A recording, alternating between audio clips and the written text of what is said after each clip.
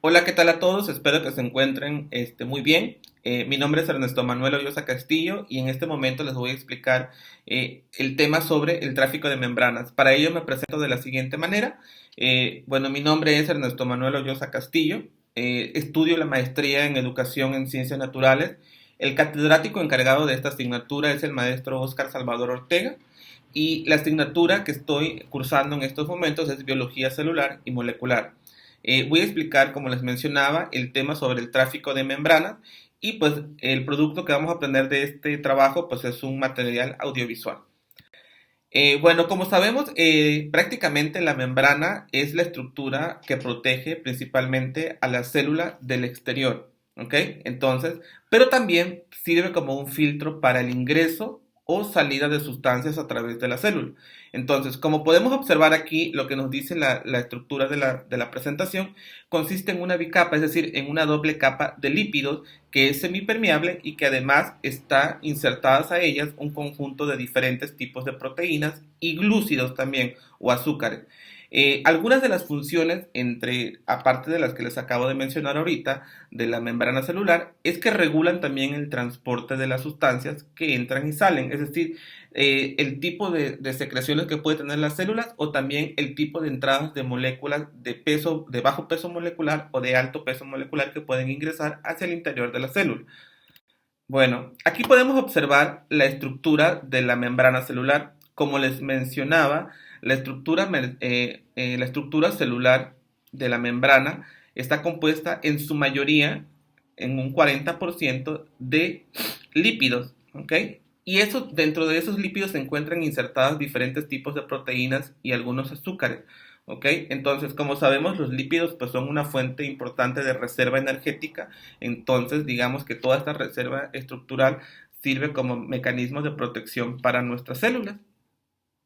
Entonces, es importante que recordemos que dentro de la célula existen diferentes tipos de organulos, así como dentro de nuestro cuerpo existen diferentes órganos, también las células tienen diferentes organulos que realizan diferentes funciones específicas.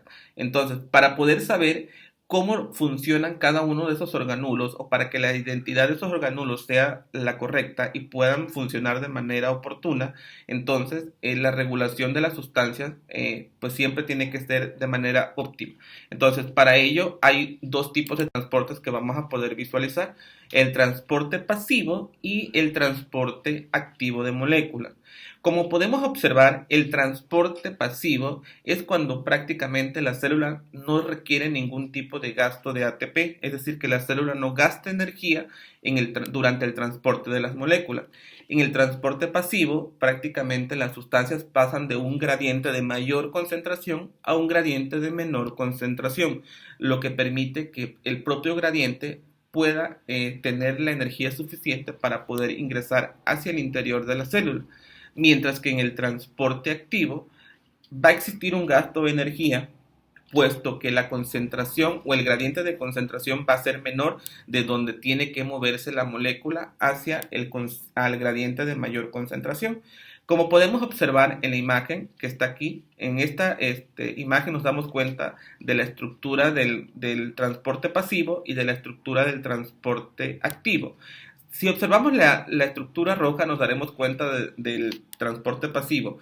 El gradiente de mayor concentración se encuentra en la parte de afuera y las moléculas están ingresando hacia la célula. Por lo tanto, no va a haber un gasto de energía, puesto que la mayor concentración está en la parte externa y por lo tanto de allí se están movilizando las moléculas o las partículas hacia el interior de la célula.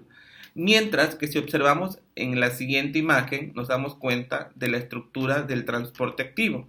En el transporte activo, la concentración es menor, o el gradiente de concentración es menor, lo que permite en este caso que para poder salir la molécula hacia el exterior, tiene que haber un gasto de ATP, es decir, tiene que haber un gasto energético para que se pueda aperturar la membrana y pueda salir en este caso la molécula. Ahorita lo vamos a ir explicando con una mejor claridad. Miren, el transporte pasivo, como les menciono, debe existir un gradiente de concentración para empezar. Entonces, las partículas pasan de un área de mayor concentración a un área de menor concentración. ¿Ok? Estas moléculas van a atravesar la membrana de dos formas. puede ser la difusión simple o puede ser por difusión facilitada. ¿Ok? La difusión simple tiene que ver con moléculas de bajo peso molecular. Aquí les pongo algunos ejemplos como el oxígeno, el carbono o algunas sales minerales. ¿Ok? Pero también dentro de la difusión simple pasa igual o atraviesa la membrana el agua, y este proceso de difusión del agua a través de la membrana lo vamos a conocer como ósmosis. ¿Ok? Sin embargo, la difusión facilitada, pues prácticamente aquí se trata de moléculas de mayor peso molecular que atraviesan la membrana, y estas pueden estar divididas en sustancias de canal, o en sustancias de transporte. ¿Ok? Entonces, que nos quede claro aquí que el transporte, la difusión simple, perdón, es una difusión de moléculas de bajo peso molecular, más sencilla, entre ellas, como les mencionaba, oxígeno, carbono, pero también el agua a través de la ósmosis atraviesa la membrana, y en la difusión facilitada, pues la mayoría de las moléculas o partículas que atraviesan la estructura de la membrana, pues van a ser moléculas de alto peso molecular. En el transporte activo nos damos cuenta que aquí sí va a existir un gasto de energía, es decir, va a haber un gasto de ATP. Las moléculas de mayor tamaño atraviesan las membranas de un gradiente menor a uno de mayor concentración, como se los explicaba en un principio en la imagen. ¿Qué significa esto? Que prácticamente el transporte activo es lo contrario al transporte pasivo, es decir, el transporte activo va a requerir energía para aperturar la membrana y para que la molécula pueda, en este caso, trasladarse hacia el exterior o hacia el interior de la célula. Y en el transporte activo va a existir dos importantes proteínas que nos van a ayudar en el proceso. Pueden ser las proteínas bombas, como el ejemplo de la bomba de sodio y potasio, o también el transporte en masa. El transporte en masa va a consistir en una endocitosis. ¿Qué significa una endocitosis? Cuando hay un ingreso de moléculas hacia el interior de la célula. ¿Ok? Y esto puede ser a través de una fagocitosis, es decir, que pueden ser sustancias sólidas, o de una pinocitosis, que van a ser sustancias en estado líquido que ingresan, en este caso, hacia el interior de la célula. Pero también hay que recordar que este transporte en masa también puede ser del interior hacia el exterior de la célula, y a este proceso le vamos a llamar exocitosis. ¿Ok?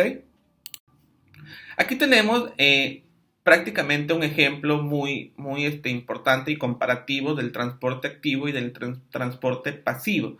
Miren, las moléculas que se mueven desde baja a alta concentración van a necesitar un gasto de ATP para el caso del transporte activo, y en el caso del transporte pasivo, como las moléculas se mueven de mayor gradiente de concentración, pues no va a haber un gasto de energía, lo que va a implicar en este caso que la célula no gaste ninguna estructura, energética para poder realizar este procedimiento o este proceso. Bueno, continuando con el tráfico vesicular. El tráfico vesicular es un medio para el transporte de moléculas que la célula requiere secretar, es decir, funcionan como filtros para liberar sustancias del interior de la célula. Pero también, en este caso, permiten darle, en este caso, una función específica y una identidad propia a los organulos celulares. El tráfico vesicular también tiene que ver con el funcionamiento específico de los organulos y también de la estructura propia de los organelos celulares que están hacia el interior de la célula, como el núcleo, como el retículo endoplasmático, ya sea liso o rugoso, o los lisosomas y aparatos de Golgi que se encuentran a través de los cuales atraviesan igual estas estructuras moleculares. El movimiento de los lípidos a través de la membrana, para ir finalizando, vamos a saber que existirán dos movimientos de los lípidos a través de la membrana. En este caso pueden ser por rotación o por flexión. ¿Qué significa esto? Es decir, las moléculas van a poder girar sobre su propio eje o alrededor del eje. Es decir, así como lo hace la Tierra, giran, en este caso, un movimiento de traslación o un movimiento de rotación sobre su propio eje. Pasa lo mismo con las estructuras de los lípidos a través de la membrana celular. Pueden girar sobre su propia estructura o pueden girar alrededor del eje. ¿Ok? Es importante recordar también que el 40% de la membrana son lípidos, es decir, que la mayoría de la concentración de la membrana son lípidos. El 40% de toda la composición de la membrana lo representan los lípidos. Bueno, estos a su vez pueden ser polares cuando son atraídos por el agua o no polares cuando la rechazan, protegiéndose mutuamente, es decir, forman las llamadas bicapas lipídicas que les mencionaba en un principio. Los más abundantes son los fosfolípidos que se encuentran en un 55%. Sin embargo, también el colesterol representa un 25% de los lípidos que componen a la membrana plasmática y algunos glucolípidos y otros ácidos grasos también componen a la membrana, pero en un menor porcentaje de concentración. ¿Ok? Entonces, pues aquí vemos la estructura de la composición primordial de la membrana y con esto podemos llegar a las siguientes conclusiones. Van a determinar en este caso lo que nosotros acabamos de presentar en este momento. Número uno, que la membrana es la principal estructura celular encargada de filtrar el ingreso y la salida de sustancias de la célula. Todo pasa por un filtro a través de la membrana para que pueda en este caso continuar o no continuar el transporte. La composición principal de la membrana son los lípidos, los cuales están unidos con proteínas y con algunos glúcidos o algunos azúcares como normalmente los conocemos. Las lipoproteínas y glicoproteínas permiten la interacción celular. ¿Ok? Eso es importante también. Las moléculas se mueven a través de la membrana por medio del transporte activo o pasivo, que era lo que les comentaba en un principio. El transporte vesicular permite a la célula secretar sustancias y además permite la identidad de los organulos celulares. Los lípidos se mueven a través de la membrana por rotación o por flexión y los lípidos más abundantes en la membrana son los fosfolípidos, el colesterol y los glicolípidos. Espero que haya quedado clara la presentación. Pues lo hice de la manera más sencilla y más simple y pues espero que si tienen alguna pregunta o alguna duda la puedan dejar en los comentarios para que la podamos ir resolviendo.